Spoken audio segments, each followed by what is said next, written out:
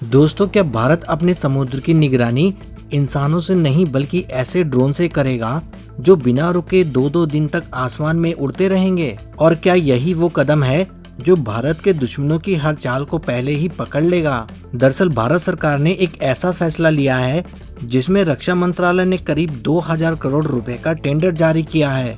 इसका मकसद है भारतीय तटरक्षक यानी कोस्ट गार्ड के लिए 10 बड़े ड्रोन खरीदना। लेकिन ये सिर्फ ड्रोन खरीदने की खबर नहीं है, इसके पीछे ऐसी सोच छुपी है जो आने वाले वर्षों में भारत की समुद्री सुरक्षा को पूरी तरह बदल सकती है। दोस्तों, अब आपके मन में सवाल होगा कि आखिर अभी इसकी जरूरत क्यों पड़ी?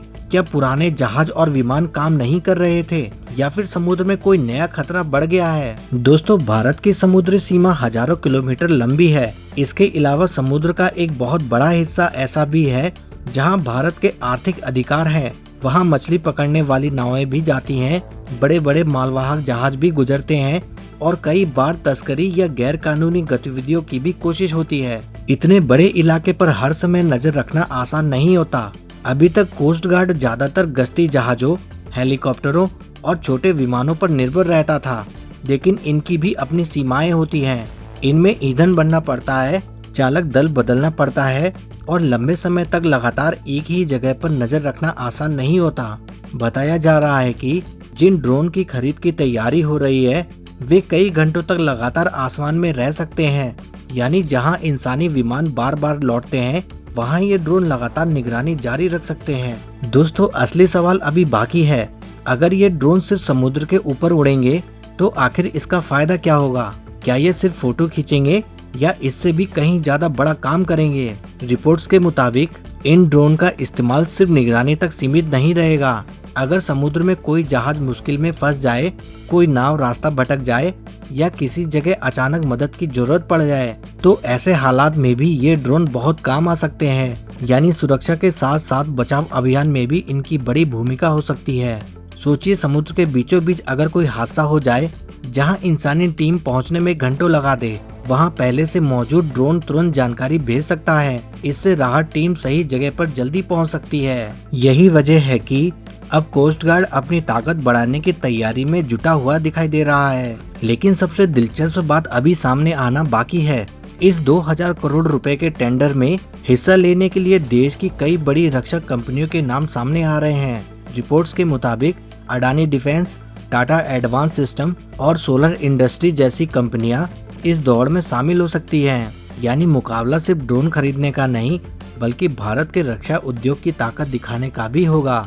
लेकिन क्या सिर्फ 10 ड्रोन से इतना बड़ा बदलाव आ जाएगा या इसके पीछे सरकार की कोई और बड़ी योजना भी चल रही है? रिपोर्ट्स के मुताबिक सरकार पहले कोस्ट गार्ड के लिए 10 बड़े ड्रोन खरीदने की तैयारी कर रही है। वहीं दूसरी तरफ सेना, नौसेना और वायुसेना के लिए भी बड़े स्तर पर ऐसे ड्रोन लाने की योजना पर काम चल रहा है। यानी आने वाले समय में भारत के अलग अलग सुरक्षा बलों के पास लगातार आसमान से निगरानी करने की क्षमता पहले से कहीं ज्यादा मजबूत हो सकती है। लेकिन यहाँ एक और सवाल उठता है, आखिर ये ड्रोन इतने खास क्यों माने जा रहे हैं? बिल्कुल सीधी भाषा में समझते हैं। अगर किसी इलाके में इंसानी विमान कुछ घंटे तक ही रह सकता है तो ऐसा ड्रोन उससे कहीं ज्यादा समय तक लगातार उड़ सकता है। इसका मतलब है कि एक ही जगह पर बिना रुके नजर रखी जा सकती है। अगर समुद्र में कोई संदिग्ध हरकत शुरू होती है तो उसे बीच में छोड़े बिना लगातार देखा जा सकता है। यही वजह है कि दुनिया के कई बड़े देश भी ऐसे ड्रोन का इस्तेमाल तेजी से बढ़ा रहे हैं। दोस्तों, यह टेंडर सिर्फ ड्रोन खरीदने का नहीं है। इसमें कंपनियों को लंबे समय तक रखरखाव, जरूरी पुर्जे और तकनीकी सहायता भी देनी होगी। यानी सरकार सिर्फ मशीन नहीं खरीदना चाहती बल्कि ऐसा पूरा सिस्टम चाहती है जो कई वर्षों तक बिना रुकावट काम करता रहे।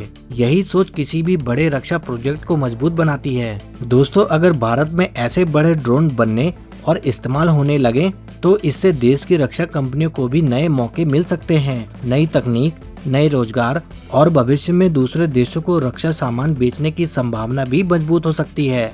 यानी फायदा सिर्फ कोस्ट गार्ड को नहीं बल्कि पूरे रक्षा उद्योग को मिल सकता है। अब जरा सोचिए, कुछ साल पहले तक समुद्र की निगरानी के लिए भारत मुख्य रूप से जहाजों और विमानों पर निर्भर था, लेकिन अब तस्वीर बदल रही है। आने वाले समय में आसमान में लगातार उड़ते ड्रोन, नीचे गश्त करते जहाज और कंट्रोल रूम में मिलती लाइव जानकारी, ये सब मिलकर सुरक्षा का एक नया ढांचा बना सकते हैं। अगर रिपोर्ट्स के मुताबिक यह योजना सफल रहती है तो भारत की समुद्र निगरानी पहले से कहीं ज्यादा मजबूत हो सकती है। इससे तस्करी, घुसपैठ, संदिग्ध गतिविधियों और समुद्र में होने वाली आपात स्थितियों में तेजी से प्रतिक्रिया देना आसान हो सकता है। यही वजह है कि रक्षा मंत्रालय का यह 2000 करोड़ का फैसला सिर्फ एक सरकारी टेंडर नहीं माना जा रहा है, बल्कि भारत की समुद्री सुरक्षा को अगले स्तर पर ले जाने की दिशा में एक महत्वपूर्ण कदम माना जा रहा है। दोस्तों, अब अंत में आपसे एक सवाल, क्या आपको लगता है कि भारत को भविष्य में ऐसे बड़े ड्रोन की संख्या और बढ़ानी चाहिए या फिर समुद्री सुरक्षा के लिए किसी दूसरी तकनीक पर ज्यादा ध्यान देना चाहिए?